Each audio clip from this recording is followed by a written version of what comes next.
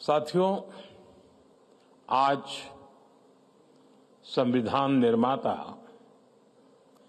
बाबा साहब आम्बेडकर का महापरिनिर्वाण दिवस है। बाबा साहब का बनाया संविधान के 75 वर्ष के अनुभव हर देशवासी के लिए बहुत बड़ी प्रेरणा है। मैं सभी देशवासियों की तरफ से बाबा साहब को श्रद्धांजलि अर्पित करता हूं, उन्हें नमन करता हूं। साथियों, हमारा ये भारत मंडपम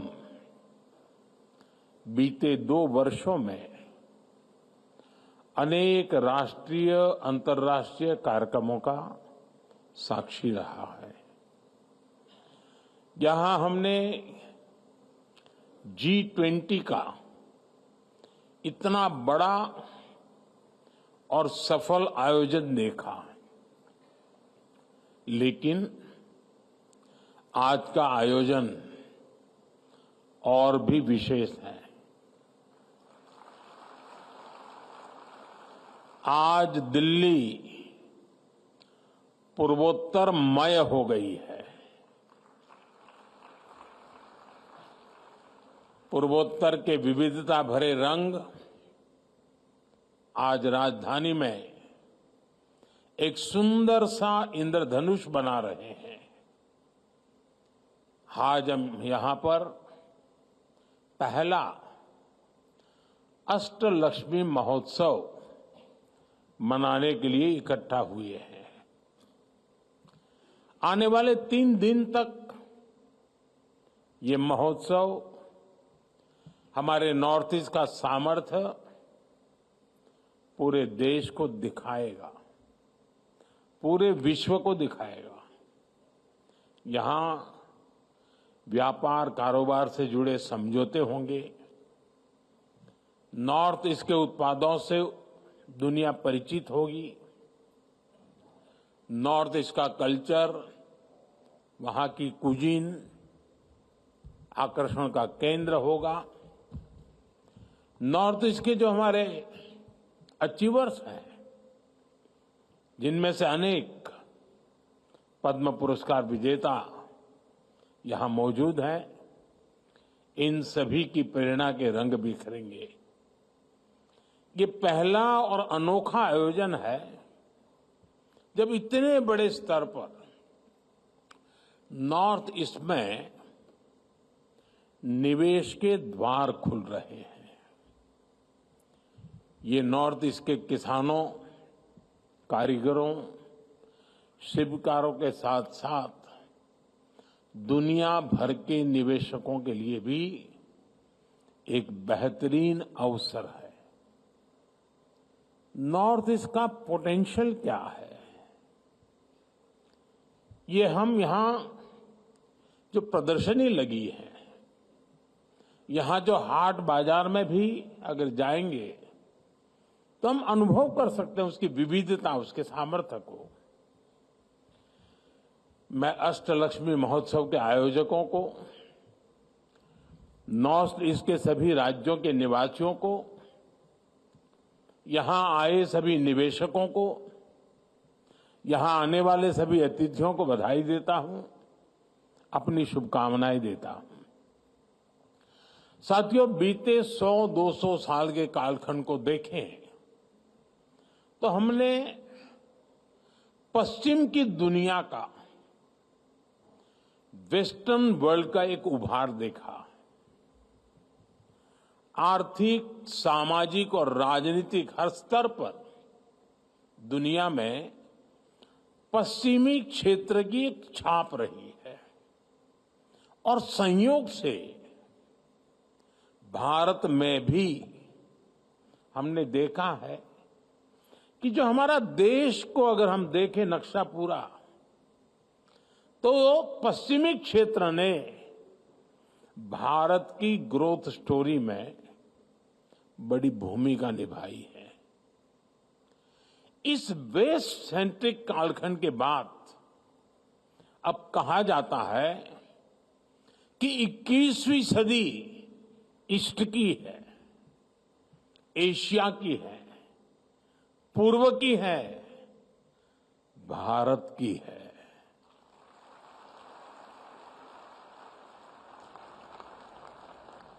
ऐसे में मेरा ये दृढ़ विश्वास है कि भारत में भी आने वाला समय पूर्वी भारत का है, हमारे पूर्वोत्तर का है।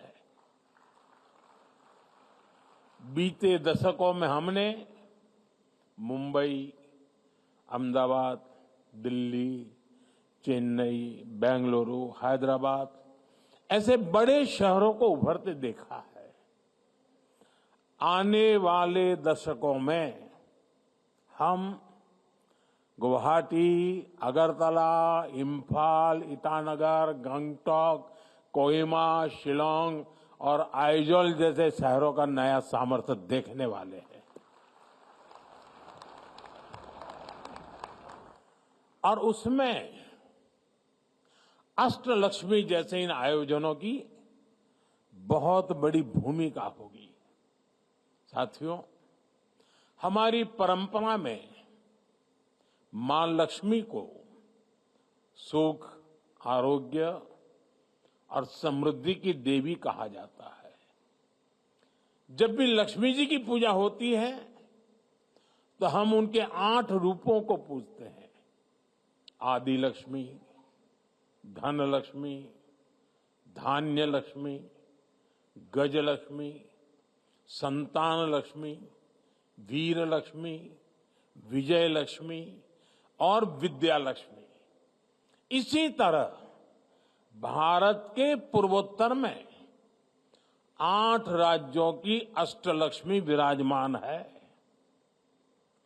असम, अरुणाचल प्रदेश, मणिपुर, मेघालय, मिजोरम, नागालैंड, त्रिपुरा और सिक्किम। नॉर्थ ईस्ट के इन 8 राज्यों में अष्टलक्ष्मी के दर्शन होते हैं। अब जैसे पहला रूप है आदि लक्ष्मी।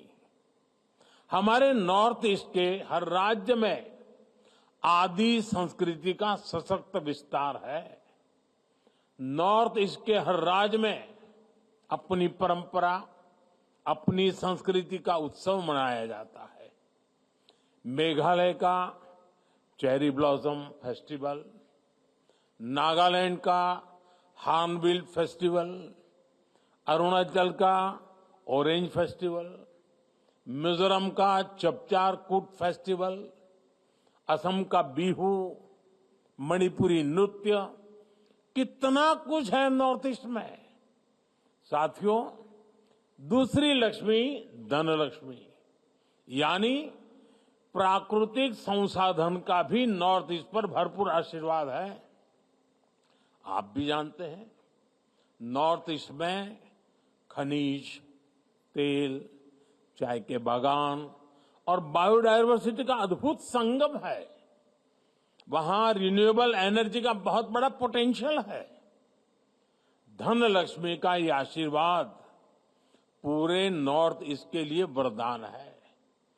साथियों, तीसरी लक्ष्मी धान्य लक्ष्मी की भी नॉर्थ ईस्ट पर भरपूर कृपा है। हमारा नॉर्थ ईस्ट नेचुरल फार्मिंग के लिए, जैविक खेती के लिए, मिलेट्स के लिए प्रसिद्ध है।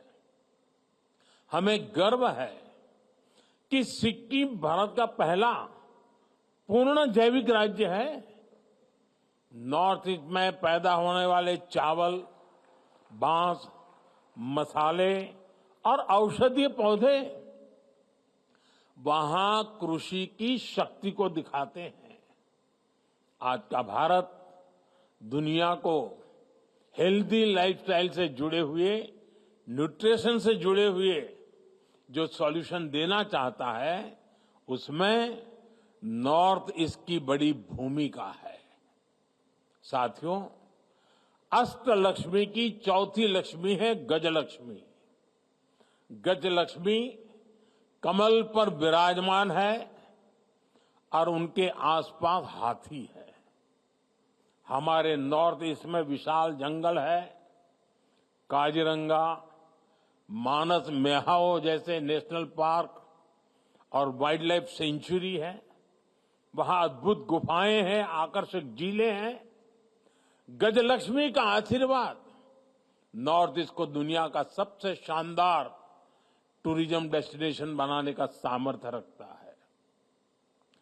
साथियों, पांचवी लक्ष्मी है संतान लक्ष्मी, यानी उत्पादकता की, क्रिएटिविटी की प्रतीक। नॉर्थ ईस्ट क्रिएटिविटी के लिए, स्किल के लिए जाना जाता है। जो लोग यहां एग्जीबिशन में जाएंगे, हाट बाजार में जाएंगे, उन्हें नॉर्थ ईस्ट की क्रिएटिविटी दिखेगी। हैंडलूम्स का, हैंडीक्राफ्ट्स का ये हुनर सबका दिल जीत लेता है। असम का मूगा सिल्क, मणिपुर का मोइरंगा फी, वांगखेई फी, नागालैंड की चाखेसांग शॉल, ऐसे दर्जनों जीआई टैग प्रोडक्ट्स हैं जो नॉर्थ ईस्ट की क्राफ्ट को, क्रिएटिविटी को दिखाते हैं। साथियों, अष्टलक्ष्मी की छठी लक्ष्मी है वीर लक्ष्मी। वीर लक्ष्मी यानी साहस और शक्ति का संगम। नॉर्थ ईस्ट नारी शक्ति के सामर्थ्य का प्रतीक है। मणिपुर का नुपी लान आंदोलन महिला शक्ति का उदाहरण है। नॉर्थ ईस्ट की महिलाओं ने कैसे गुलामी के विरुद्ध बिगुल फूंका था, ये हमेशा भारत के इतिहास में स्वर्ण अक्षरों से दर्ज रहेगा। रानी गाइडिनल्यू, कनकलता बरुआ, रानी इंदिरा देवी, लल्लू रोपलियानी, लोक गाथाओं से लेकर हमारी आजादी की लड़ाई तक नॉर्थ ईस्ट की नारी शक्ति ने पूरे देश को प्रेरणा दी है। आज भी इस परंपरा को नॉर्थ ईस्ट की हमारी बेटियां समृद्ध कर रही हैं। यहां आने से पहले मैं जिन स्टॉल्स में गया, वहां भी अधिकतर महिलाएं ही थी। नॉर्थ ईस्ट की महिलाओं की इस उद्यमशीलता ने इसे पूरे नॉर्थ ईस्ट को एक ऐसी मजबूती मिलती है जिसका कोई मुकाबला नहीं। साथियों, अष्टलक्ष्मी की सातवीं लक्ष्मी है जय लक्ष्मी, यानी ये यश और कीर्ति देने वाली है। आज पूरे विश्व में भारत प्रति जो उम्मीदें हैं, उसमें हमारे नॉर्थ ईस्ट की अहम भूमिका है। आज जब भारत अपने कल्चर, अपने ट्रेड की ग्लोबल कनेक्टिविटी पर फोकस कर रहा है, तब नॉर्थ ईस्ट भारत को साउथ एशिया और ईस्ट एशिया के असीम अवसरों से जोड़ता है। साथियों, अष्टलक्ष्मी की आठवीं लक्ष्मी है विद्या लक्ष्मी, यानी ज्ञान और शिक्षा। आधुनिक भारत के निर्माण में शिक्षा के जितने भी बड़े केंद्र हैं, उनमें से अनेक नॉर्थ ईस्ट में है। IIT Guwahati, NIT Silchar, NIT Meghalaya, NIT Agartala और आईआईएम शिलांग, ऐसे अनेक बड़े एजुकेशन सेंटर नॉर्थ ईस्ट में है। नॉर्थ ईस्ट को अपना पहला एम्स मिल चुका है। देश की पहली नेशनल स्पोर्ट्स यूनिवर्सिटी भी मणिपुर में ही बन रही है।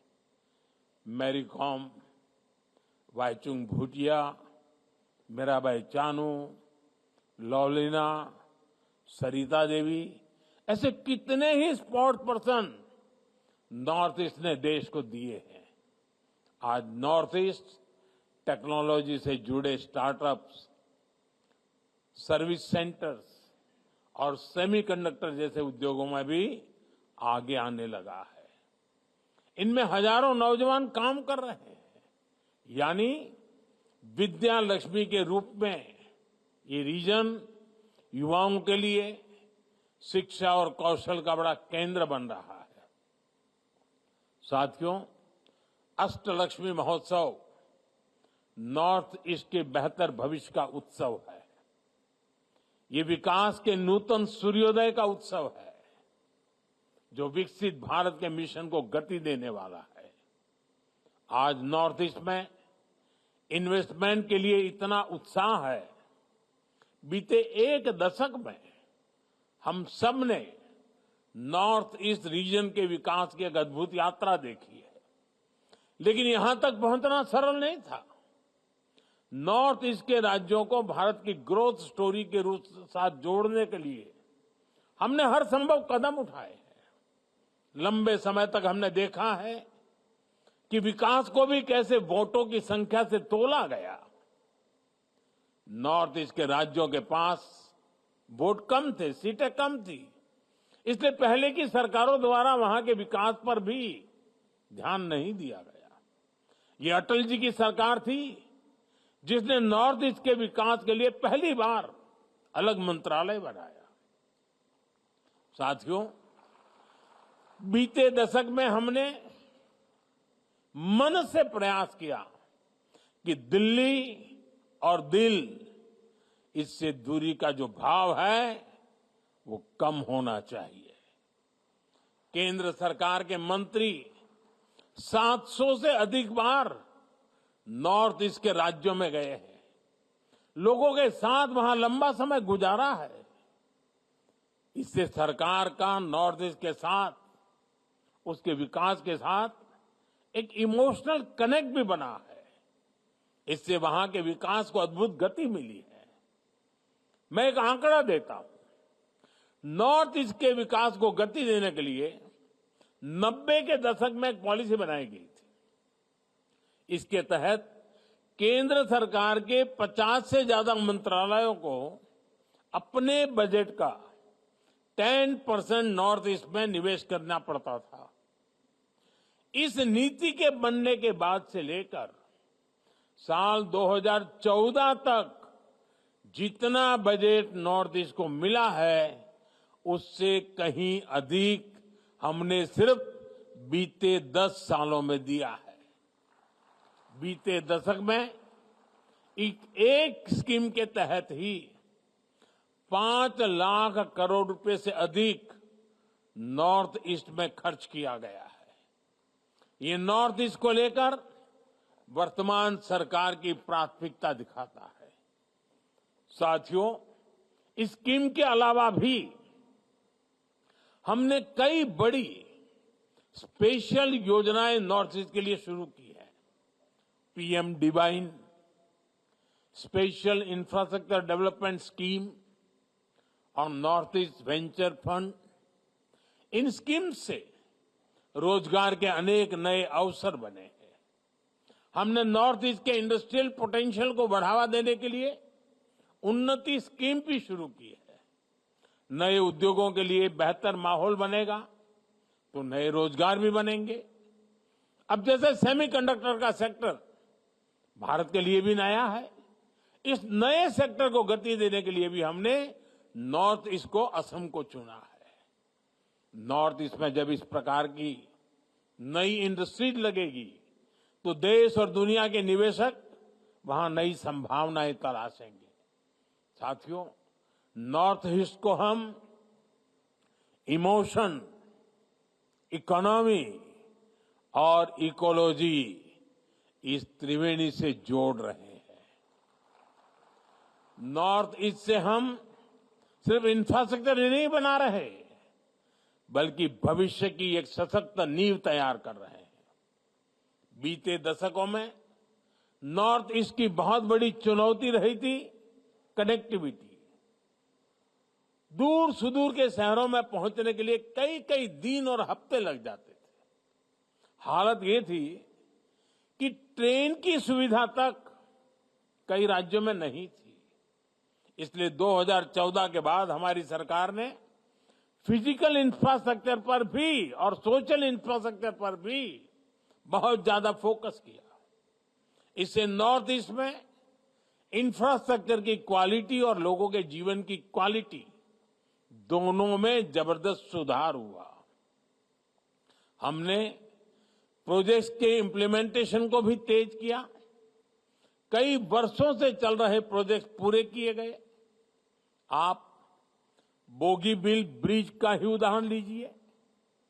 कई सालों से लटके इस प्रोजेक्ट के पूरा होने से पहले धेमाजी से डिब्रूगढ़ तक की यात्रा में पूरा एक दिन लगता था। आज एक आधे घंटे में ही ये सफर पूरा हो जाता है। ऐसे कई उदाहरण मैं दे सकता हूं। साथियों, बीते 10 सालों में करीब 5,000 किलोमीटर के नेशनल हाईवे वो प्रोजेक्ट्स पूरे हो चुके हैं। अरुणाचल प्रदेश में सेला टनल हो, Bharat Myanmar Thailand trilateral highway हो, नागालैंड मणिपुर और मिजोरम में बॉर्डर रोड्स हो, इससे एक सशक्त रोड कनेक्टिविटी का विस्तार हो रहा है। पिछले साल G20 के दौरान भारत ने आईमैक का विजन दुनिया के सामने रखा है। आईमैक यानी Bharat middle east Europe corridor Bharat के नॉर्थ ईस्ट को दुनिया से जोड़ेगा। साथियों, नॉर्थ ईस्ट की रेल कनेक्टिविटी में कई गुना वृद्धि हुई है। अब नॉर्थ ईस्ट के राज्यों की सभी राजधानियों को रेल से कनेक्ट करने का काम पूरा होने वाला है। नॉर्थ ईस्ट में पहली वंदे भारत ट्रेन भी चलने लगी है। बीते 10 वर्षों में नॉर्थ ईस्ट में एयरपोर्ट्स और फ्लाइट्स की संख्या लगभग दोगुनी हो गई है।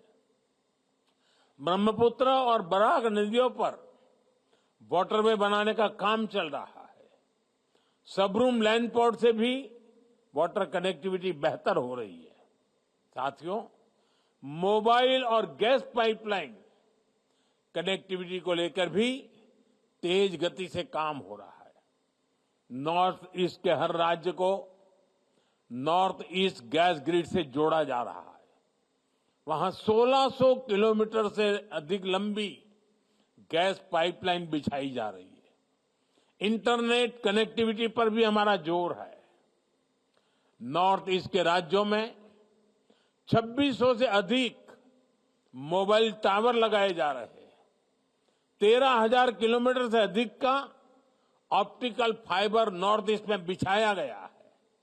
मुझे खुशी है कि नॉर्थ ईस्ट के सभी राज्यों तक 5G कनेक्टिविटी पहुंच चुकी है। साथियों, नॉर्थ ईस्ट में सोशल इंफ्रास्ट्रक्चर में भी अभूतपूर्व काम हुआ है। नॉर्थ ईस्ट के राज्यों में मेडिकल कॉलेज का काफी विस्तार हुआ है।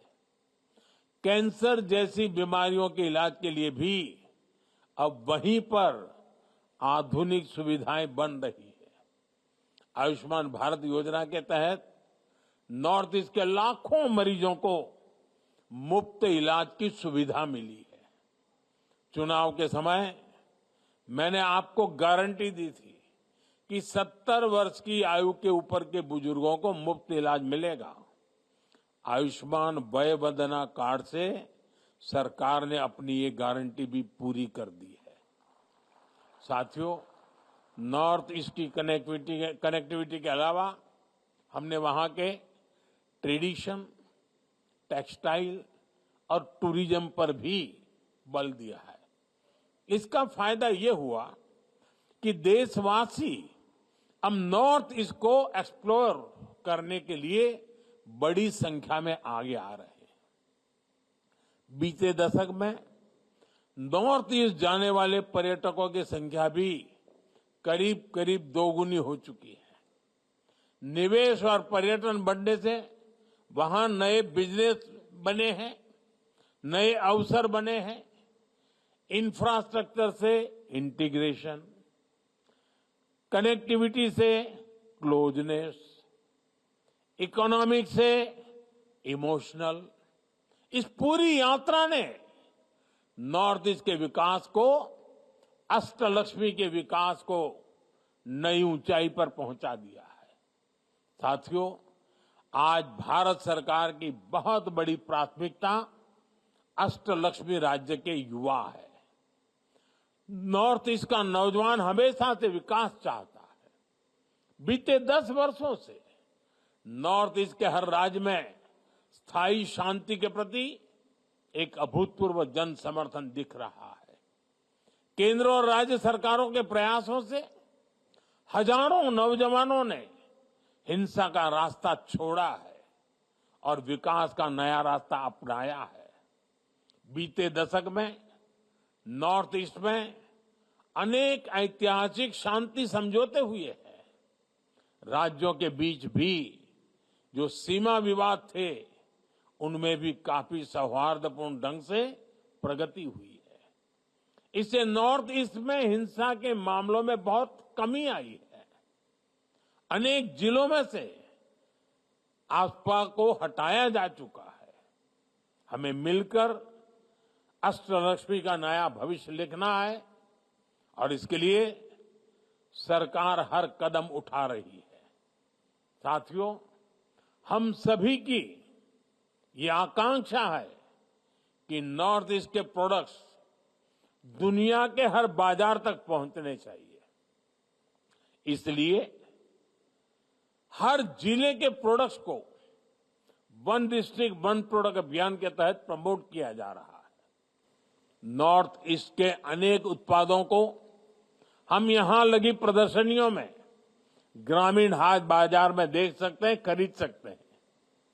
मैं नॉर्थ ईस्ट के प्रोडक्ट्स के लिए वोकल फॉर लोकल के मंत्र को बढ़ावा देता हूं। मेरा प्रयास रहता है वहां के उत्पादों को अपने विदेशी मेहमानों को भेंट करूं।